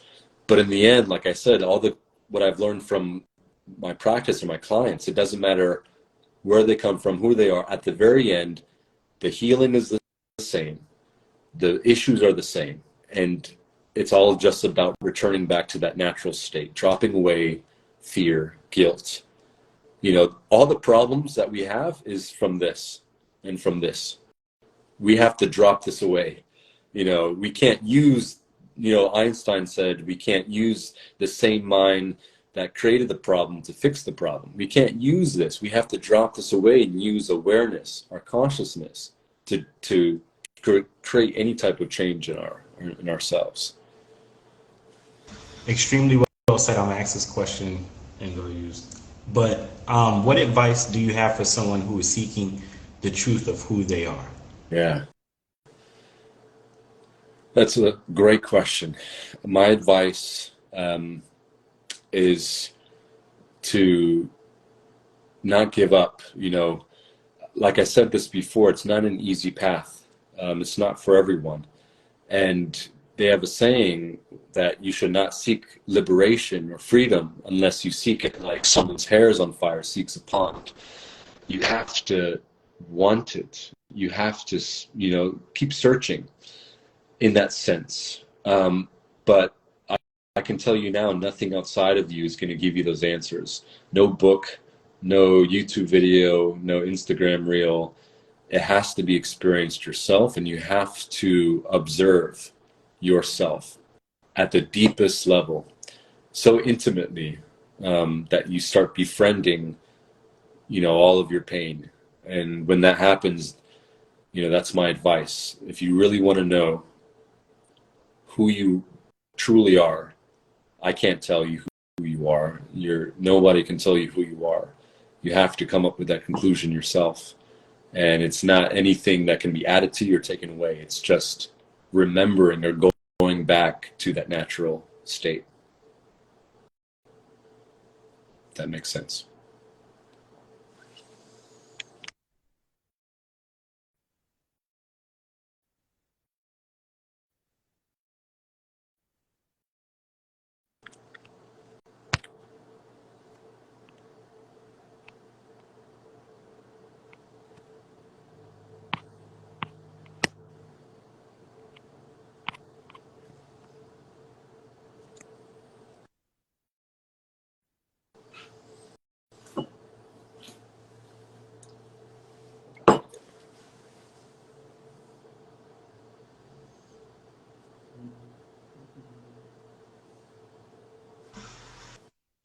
Sorry. Whew. All right. And so I want to ask you, how can we help those who are suffering with compassion and intuition? Mm. Well, I want to like rephrase the question because like I want to break it up a little bit, put a little pause in between. Like, how can we help those who are suffering with compassion and intuition? I think a lot of times when we see someone suffer, it's our initial reaction is to take them out of that suffering right away. And I think the biggest thing that we can do is hold space. And holding space means not judging them, not trying to change them at that moment, not trying to take away from that experience, but just holding space for them, allowing them to show up exactly how they want to show up in that moment, however they're feeling, without judging, without taking it away from them, letting them have that moment, but holding space, so allowing them to be that person without, thinking, oh, this person's crazy or this person, is upset. No, just understanding that, there's a love inside of them that's trying to find a way out. And a lot of times emotions that we feel firsthand are just masking for other emotions. Anger, sadness, all of those are just masks for someone trying to experience love and wholeness. It just manifests in a different way. And so when we understand that truth and hold that space for them, it allows them to show up exactly who they are. And naturally, those things will fall away. Because we don't need help to try to crave for something or get away from something. We're good at that. We don't need someone else to add to that. All we can do is sit there with them, accept them exactly who they are and who they're being, and show them love and compassion just by being there. Just by, again, I go back to the silence. Sometimes silence is our biggest teacher. You don't need to say anything.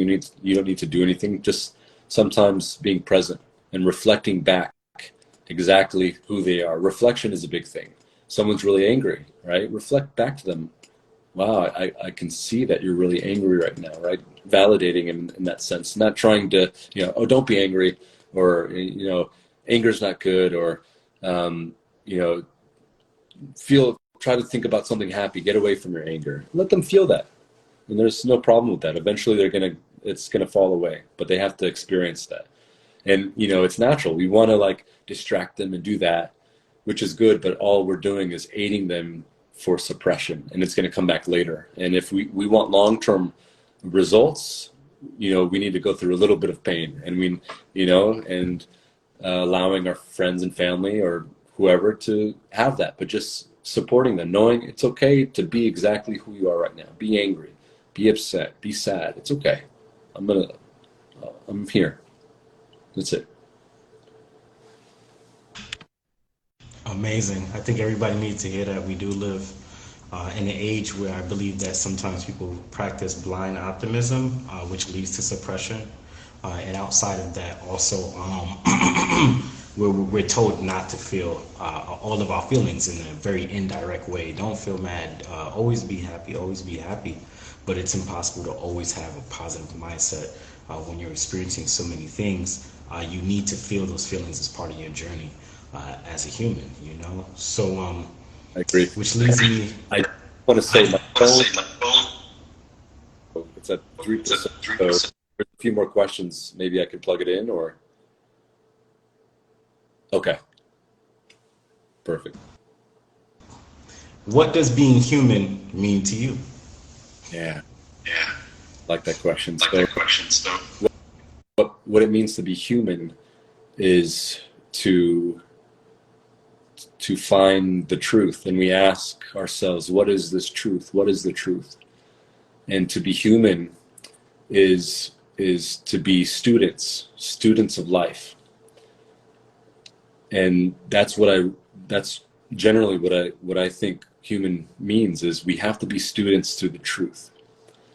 And that idea will lead us, if we hold on to that, will lead us into making those choices, into searching for improving, for changing our current state. But to be human is to be students to truth.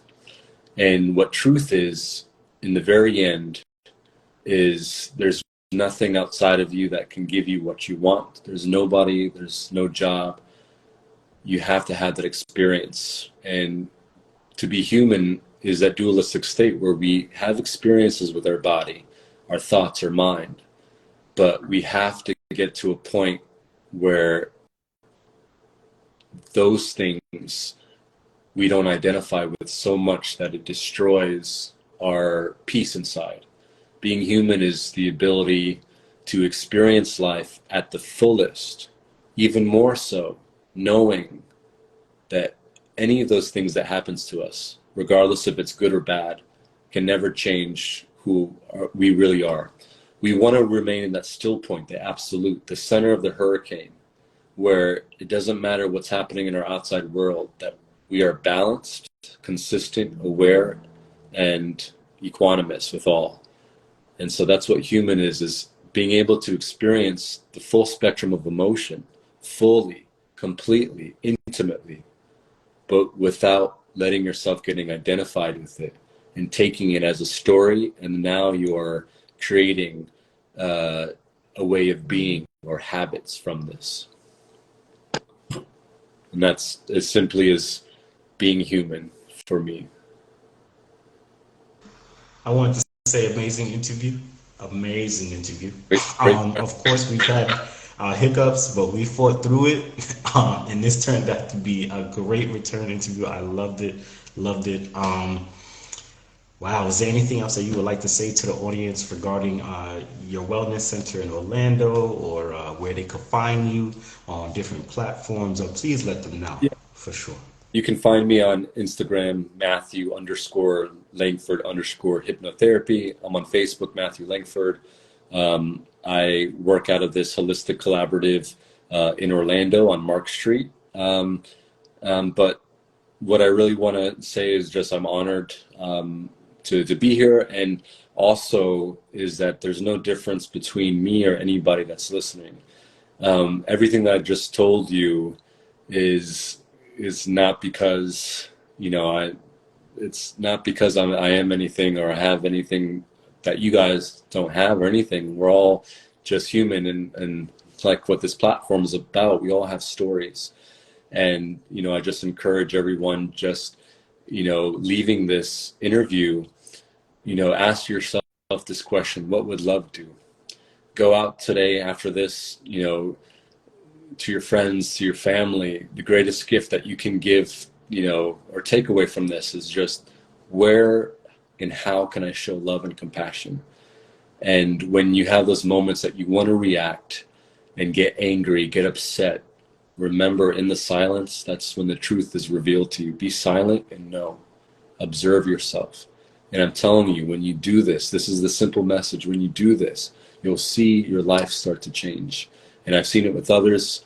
My life has changed, and it's simple as just being still and know. Love and compassion. I encourage everyone who's watching this, find somebody today that you can show compassion with, or love. Let's spread it. Let's do what we can. Amazing. This is me, your host, Troy, also known as Wise Truth. It has been great interviewing you tonight. Excuse me, Matthew. This interview will be available in 24 hours. We're definitely going to push for it to be put out by tomorrow morning, and there will be alerts all over about where you can find the interview in our stories. For sure, for those who are watching this live now, this interview will remain this interview will remain raw and unedited, so all the hiccups, we do believe in being human, and we are having a different approach to how we conduct our interviews, where everything that happens in real time. So without further ado, have a good night, Matthew. Have a good night to those in the audience, and remember, we are all human. All right. Have a great night, and I look forward to speaking to you soon. Peace.